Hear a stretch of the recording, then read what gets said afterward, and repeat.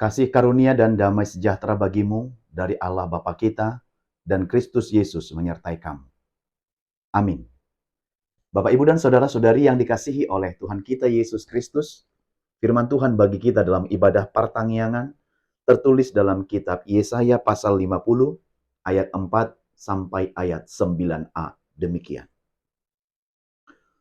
Tuhan Allah telah memberikan kepadaku lidah seorang murid, supaya dengan perkataan aku dapat memberi semangat baru kepada orang yang letih lesu. Setiap pagi ia mempertajam pendengaranku untuk mendengar seperti seorang murid. Tuhan Allah telah membuka telingaku dan aku tidak memberontak, tidak berpaling ke belakang. Aku memberi punggungku kepada orang-orang yang memukul aku, dan pipiku kepada orang-orang yang mencabut janggutku. Aku tidak menyembunyikan mukaku ketika aku dinodai dan diludahi. Tetapi Tuhan Allah menolong aku. Sebab itu aku tidak mendapat noda. Sebab itu aku meneguhkan hatiku seperti keteguhan gunung batu. Karena aku tahu bahwa aku tidak akan mendapat malu. Dia yang menyatakan aku benar telah dekat. Siapakah yang berani berbantah dengan aku? Marilah kita tampil bersama-sama. Siapakah lawanku berperkara? Biarlah ia mendekat kepadaku. Sesungguhnya Tuhan Allah menolong aku. Siapakah yang berani menyatakan aku bersalah? Demikian firman Tuhan. Bapak, Ibu, dan saudara-saudari yang dikasihi oleh Tuhan kita Yesus Kristus. Berapakah harga yang harus dibayar dari sebuah kesetiaan? Sekali lagi, berapakah harga yang harus dibayar dari sebuah kesetiaan? Kesetiaan itu sangat mahal. Itu sebabnya tidak semua orang bisa bersikap setia terhadap sesuatu yang diberikan kepada dia, atau terhadap segala sesuatu hal. Karena kesetiaan itu mahal. Tidak hanya perkara dalam kehidupan ini, tetapi juga dalam iman percaya kita kepada Tuhan. Apakah kita tetap setia sampai akhir hidup kita? Kalau kita bergerak dalam bidang pelayanan, apakah kita bisa setia sampai menjadi seorang hamba yang setia, menunaikan tugas dan panggilan kita, meski kita menghadapi banyak tantangan dan pergumulan dalam pelayanan-pelayanan itu? Itu sebabnya saya katakan sekali lagi, berapakah harga yang harus dibayar dari sebuah kesetiaan? Karena sejatinya kesetiaan itu sangat mahal. Bapak, Ibu, dan saudara yang dikasihi Tuhan Yesus Kristus, demikian dalam firman Tuhan Yesaya 50 ayat 4 sampai 9a ini menjelaskan tentang bahwa seorang hamba adalah alat atau perpanjangan Tuhan untuk melakukan pekerjaan Tuhan di dunia. Itu sebabnya pada masa pembuangan Israel ke Babel yang menggambarkan pekerjaan dan iman yang teguh dari seorang hamba, meski dia menghadapi banyak pergumulan dan dia menderita di dalam melakukan tugas-tugasnya, namun dia tetap memilih untuk setia kepada Sang Tuhan yang memberikan tugas dan pelayanan itu kepada dia. Dia adalah hamba yang setia, meski banyak sekali pergumulan dan penderitaan, namun dia memilih setia dalam pelayanan itu. Inilah ketaatan seorang hamba Tuhan. Dalam firman ini kita melihat bahwa Tuhan Allah telah memberikan kepadaku lidah seorang murid.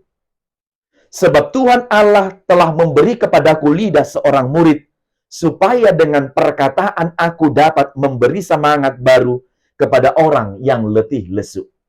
Yang pertama, diberikan oleh Tuhan Allah itu kepadaku, kepada yang dinyatakannya nanti sebagai hamba yang menderita itu, lidah seorang murid. Lidah seorang murid adalah lidah yang mempercakapkan apa yang disampaikan oleh seorang guru agung itu. Jadi seorang murid itu hanya menyampaikan apa yang disampaikan oleh sang guru. Jadi lidah seorang murid adalah lidah yang setia seperti apa yang sang guru katakan atau sampaikan. Apa yang diucapkan oleh sang guru itulah yang disampaikan oleh sang murid itu. Karena lidahnya adalah lidah seorang murid. Maka yang kita lihat dari firman ini, selanjutnya, setiap pagi ia mempertajam pendengaranku untuk mendengar seperti seorang murid.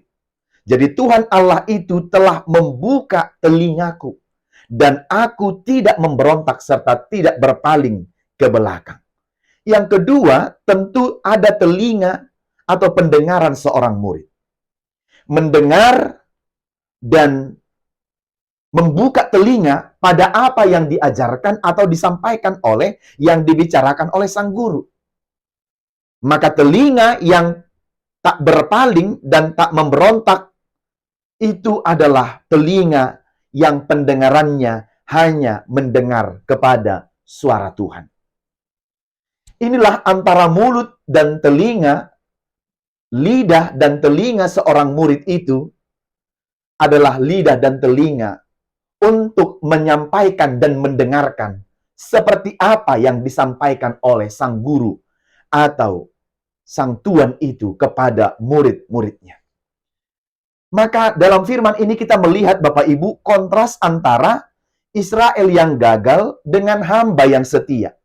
Jadi di tengah penderitaan akibat kegagalan Israel itu memenuhi segala perintah dan hukum Tuhan, akhirnya mereka terbuang ke Babel. Dan firman ini adalah Yesaya 50 ayat 4-9a ini termasuk dia peristiwa ketika dalam pembuangan di Babel itu. Maka kontras yang kita lihat di sini, Israel yang gagal memenuhi segala hukum-hukum yang telah diberikan Tuhan kepada mereka dengan hamba yang setia. Jadi di tengah penderitaan akibat kegagalan Israel itu, ada satu yang akan menderita untuk semua. Siapakah itu? Ada satu yang menderita untuk semua. Itulah hamba yang menderita itu, yang dalam firman ini disebut sebagai nyanyian penderitaan atau nyanyian keyakinan. Maka kita lihat bahwa akan ada seorang hamba yang akan menderita untuk bangsa yang besar itu. Siapakah dia? Dikatakan di sini bahwa dia seorang hamba dan bahkan mau menderita untuk kesalahan, kedosaan, dan kejahatan-kejahatan yang dilakukan oleh bangsanya. Bahkan dikatakan di ayat yang kita baca ini, ayat yang ke-5 sampai ke-6, dan bahkan hamba yang menderita ini nanti akan memberikan punggungnya dan orang akan memukuli dia dan pipinya kepada orang yang akan mencabut janggutnya, dan dia tidak akan menyembunyikan muka ketika dia dinodai dan diludahi. Maka ini menunjukkan bahwa hamba yang setia ini adalah hamba yang selalu berserah kepada Tuhan. Totalitas hidupnya diberikan kepada Tuhan. Walau tak akan semua yang menyukainya, walau ada yang memukulnya, mencabut janggutnya, menyembunyikan dan menodainya, tetapi dia tetap menjadi hamba yang setia. Jadi, ini diberikan oleh Tuhan semua. Sekali lagi, kita melihat semua ini hubungannya kepada dua arah. Jadi hamba, seorang murid itu, seorang hamba kepada tuannya itu harus melakukan tugas dan tanggung jawabnya meski menderita kepada dua arah. Pertama, arahnya kepada vertikal, kepada Tuhan. Kedua, arahnya kepada horizontal. Sebab ketika lidahnya, ketika Tuhan menyampaikan lidah kepadanya seorang murid, maka ucapannya harus benar kepada sesama, dan juga hubungannya harus benar kepada Tuhan, vertikal. Begitu juga pendengarannya, kalau dia menyampaikan apa yang disampaikan oleh Tuhan kepada sesama itu dengan apa yang dia dengar, maka begitu pula dia harus mendengar suara Tuhan secara vertikal dalam kehidupannya. Jadi tidak berpura-pura Bapak, Ibu, dan Saudara. Karena kadang ada seorang hamba itu yang omongannya, cakapnya, ucapannya kepada sesama itu baik, tetapi hubungannya dengan Tuhan tidak baik. Atau bahkan ke atas dia seolah-olah bagus, bersih, tidak ada hal apa-apapun, tetapi kepada sesama dia melakukan tindak kejahatan dan hal-hal yang tidak berkenan di hadapan Tuhan. Maka dengan seperti itu, telinga dan pendengaran ini adalah telinga yang pendengaran yang selalu terarah kepada Tuhan. Lidahnya lidah seorang murid mendengarkan suara Bapa, suara sang guru. Pendengarannya juga pendengaran seorang murid yang bersedia selalu mendengarkan suara Tuhan kapanpun dan bagaimanapun kondisinya. Jadi selalu ada komunikasi antara Tuhan dan manusia, antara Tuhan dan hamba itu sendiri. Nah, hamba itu menyerap dengan baik setiap kata suara dari Tuhan. Karena itu tidak hanya mendengar Tuhan, tetapi mengabaikan suara manusia. Tidak seperti itu. Ketika dia mendengarkan suara Tuhan, maka dia juga akan mendengarkan suara manusia. Mendengarkan pergumulan umat. Dan mendoakannya kepada Tuhan, supaya Tuhan menolongnya dalam penderitaan dan pergumulan itu. Tanpa mendengar Tuhan, hamba tidak dapat mengatakan apa-apa. Sekali lagi, tanpa mendengar suara Tuhan, hamba itu tidak dapat mengatakan apa-apa. Lidahnya itu bukan lidah seorang murid. Tetapi lidahnya itu adalah lidah yang bersilat lidah, yang ngomongannya saja dari pikiran dan logika dan nalarnya sendiri, bukan berasal dari suara Tuhan. Maka tanpa mendengar Tuhan, hamba tidak dapat mengatakan apa-apa. Terhadap umat, terhadap orang-orang yang lelah, terhadap orang-orang yang letih, dan tidak akan dapat memberikan semangat kepada orang yang letih lesu. Maka lidah seorang murid itu dikatakan di sini, supaya dengan perkataan aku dapat memberi semangat baru kepada orang yang letih lesu. Maka hamba yang menderita itu, bahkan dia sudah menderita, dia masih mampu menyemangati, memberikan semangat kepada orang yang letih lesu.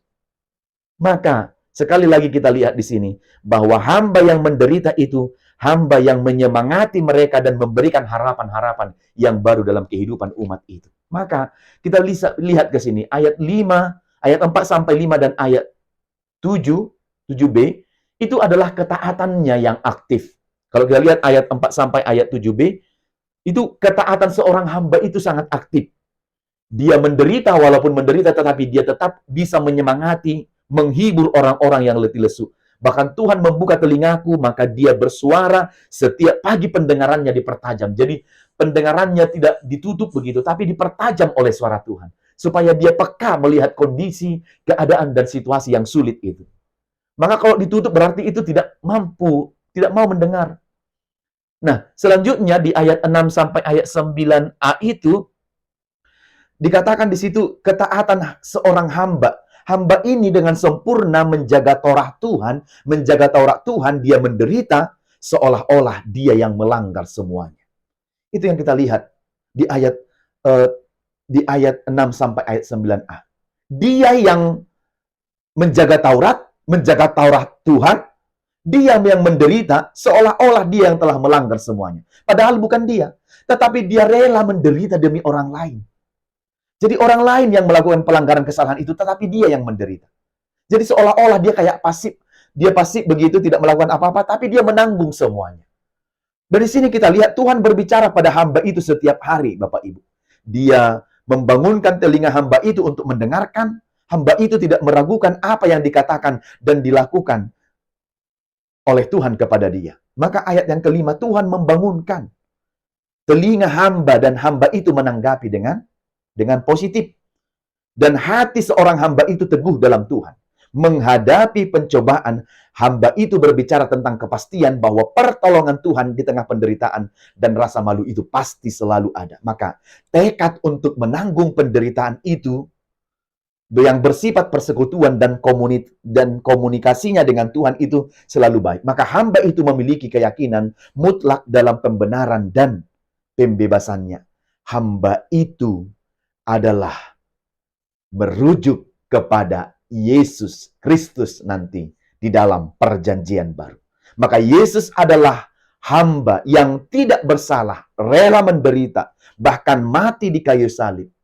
Semua itu bukan karena kesalahannya, tetapi karena pelanggaran manusia. Maka dia mau menderita demi keselamatan dan menyenangkan kita semua. Inilah yang dimaksud dengan hamba yang menderita itu. Jadi Yesaya sudah menubuatkan itu sejak dari perjanjian lama, akan ada seorang hamba yang akan menderita untuk semua orang yang telah melakukan dosa dan kesalahan, dan hamba itu rela mati menderita demi keselamatan orang banyak. Hamba di sini dikatakan adalah, kita lihat, hamba yang mau menderita. Maka hamba ini hamba yang setia melakukan tugas dan apa yang disampaikan oleh Sang Bapa kepada dia dengan taat dan setia. Jadi hamba ini bukan hamba yang memberontak. Hamba ini bukan hamba yang mundur dengan tidak melakukan firman Tuhan. Walaupun dia mengalami pergumulan dan penderitaan ini. Itulah yang merujuk kepada di perjanjian baru, di mana hamba ini meskipun mukanya, wajahnya diludahi, seperti kita lihat dalam Lukas 9 ayat 51 nanti, Yesus